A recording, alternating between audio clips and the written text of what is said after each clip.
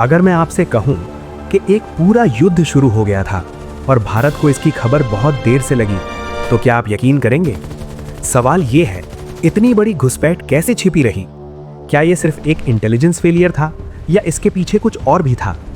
और सबसे बड़ा सवाल, अगर यह समय पर पता चल जाता तो क्या इतिहास अलग होता?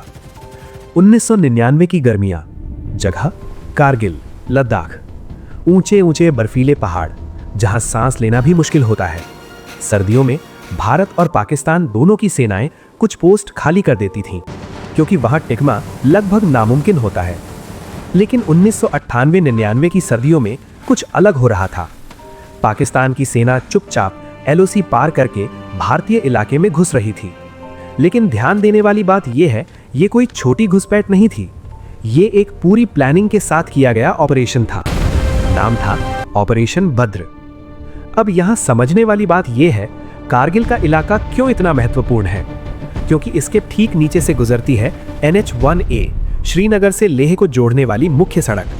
अगर इस सड़क पर कंट्रोल मिल जाए तो लद्दाख का संपर्क बाकी भारत से कट सकता है, और यही पाकिस्तान का असली लक्ष्य था। लेकिन सवाल वही है, इतनी बड़ी घुसपैठ, इतने सारे सैनिक, इतने ऊंचे इलाकों में मूवमेंट, भारत को पता क्यों नहीं चला? असल में शुरुआत हुई एक आम इंसान से। 3 मई 1999, एक स्थानीय चरवाहा ताशी नामग्याल, वो अपने जानवर चराने गया था। तभी उसने कुछ अजीब देखा। ऊपर पहाड़ियों पर कुछ लोग बैठे हुए थे, लेकिन ये आम लोग नहीं थे, उनके पास हथियार थे। ताशी को शक हुआ। उसने तुरंत भारतीय सेना को सूचना दी। अब यहां से कहानी और दिलचस्प हो जाती है।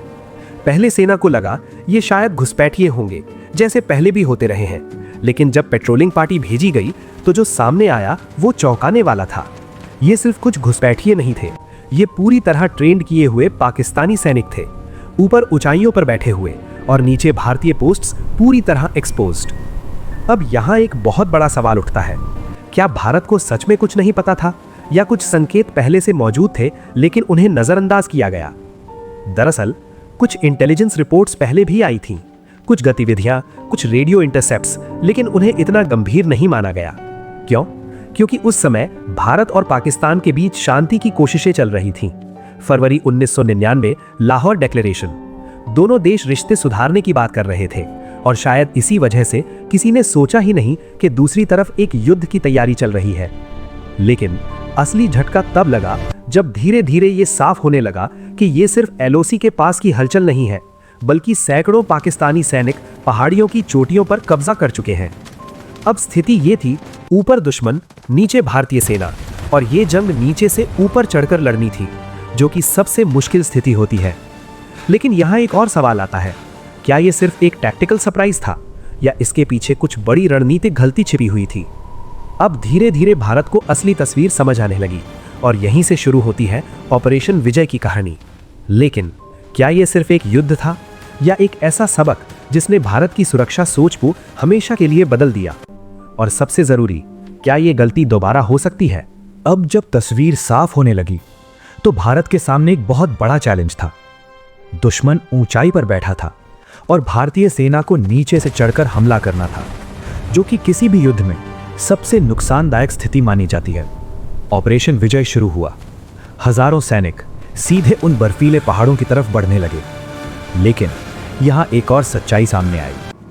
ये सिर्फ घुसपैठिए नहीं थे, ये पाकिस्तान की रेगुलर आर्मी थी, नॉर्दर्न लाइट इन्फेंट्री। यानी ये एक छिपा हुआ युद्ध नहीं था, ये एक पूरी तरह से प्लान किया गया सैन्य ऑपरेशन था। अब यहां एक बहुत बड़ा सवाल खड़ा होता है, अगर ये सब इतना बड़ा था तो क्या ये सिर्फ फील्ड लेवल की गलती थी, या सिस्टम लेवल पर कहीं कुछ टूट चुका था? इसी सवाल का जवाब खोजने के लिए युद्ध के बाद एक कमेटी बनाई गई, कारगिल रिव्यू कमेटी। इसकी रिपोर्ट में कुछ बेहद अहम बातें सामने आईं। पहली गलती, इंटेलिजेंस शेयरिंग। अलग अलग एजेंसीज के पास जानकारी थी, लेकिन वो आपस में जुड़ी नहीं। रॉ, आईबी, मिलिट्री इंटेलिजेंस, सबके पास छोटे छोटे संकेत थे, लेकिन किसी ने पूरी तस्वीर नहीं देखी। दूसरी गलती, अजम्पशन। भारत को लगा सर्दियों में इतनी ऊंचाई पर कोई बड़ा ऑपरेशन करना संभव नहीं है, और पाकिस्तान ने इसी सोच का फायदा उठाया। तीसरी गलती, सर्वेलेंस कैप। ऊंचाई वाले कई पोस्ट्स सर्दियों में खाली छोड़ दिए गए और पाकिस्तान ने चुपचाप आकर उन्हें कब्जा कर लिया। लेकिन अब भारत के पास सिर्फ एक ही रास्ता था, वापस लेना हर इंच जमीन। जंग आसान नहीं थी। तोलोलिंग, टाइगर हिल, पॉइंट 4875 ये सिर्फ नाम नहीं थे, ये वो जगहें थीं जहां हर कदम पर मौत खड़ी थी। भारतीय सैनिक सीधे खड़ी चट्टानों पर चढ़ते थे रात के अंधेरे में, ताकि दुश्मन की नजर से बच सकें। लेकिन ऊपर बैठे दुश्मन को हर मूवमेंट साफ दिखता था। फिर भी एक एक करके पोस्ट्स वापस ली गई, बहुत भारी कीमत पर। 500 से ज्यादा भारतीय सैनिक शहीद हुए। लेकिन यहां एक और लेयर है जो अक्सर नजरअंदाज हो जाती है, अंतरराष्ट्रीय दबाव। जब भारत ने सबूत दिए कि यह सिर्फ घुसपैठ नहीं बल्कि पाकिस्तान की सेना की कार्रवाई है, तो दुनिया का नजरिया बदलने लगा।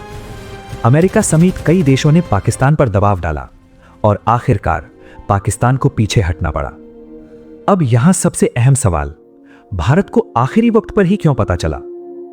जवाब सीधा है लेकिन अनकंफर्टेबल है। यह सिर्फ एक गलती नहीं थी, यह कई छोटी छोटी गलतियों का जोड़ था। ओवर कॉन्फिडेंस, गलत अजम्पशंस, एजेंसीज के बीच डिस्कनेक्ट, ग्राउंड सर्वेलेंस की कमी और शायद पीस प्रोसेस पर ज्यादा भरोसा। लेकिन इस युद्ध ने भारत को बदल दिया।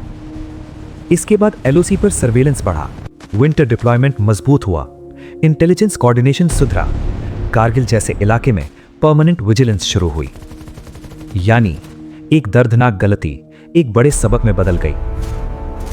लेकिन अब आखिरी सवाल आपसे।